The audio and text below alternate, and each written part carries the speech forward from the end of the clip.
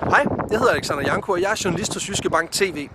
Vi er her på Transportmesse 2017 i Herning Messecenter, og jeg skal til at prøve noget lidt specielt, for lige om lidt så får jeg mulighed for at komme ind i den her lidt anderledes lastbil, som er lavet af Volvo, der hedder The Iron Knight. Det er en lastbil med 2400 hestekræfter, som har intet mindre end 2 verdensrekorder.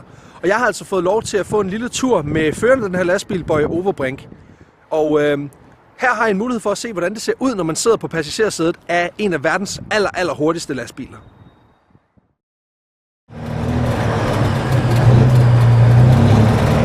Lad os se, om vi kan. Du siger bare til.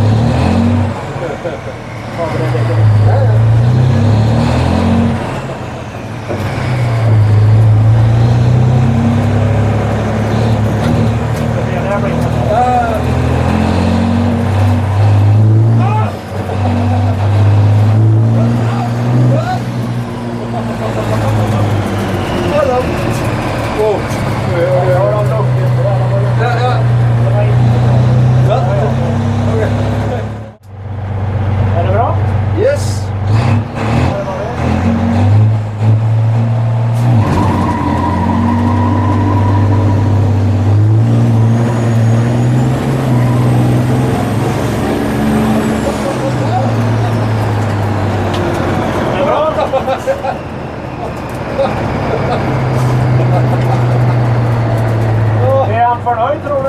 Det er så sindssygt. Hold kæft, mand. 4,5 ton.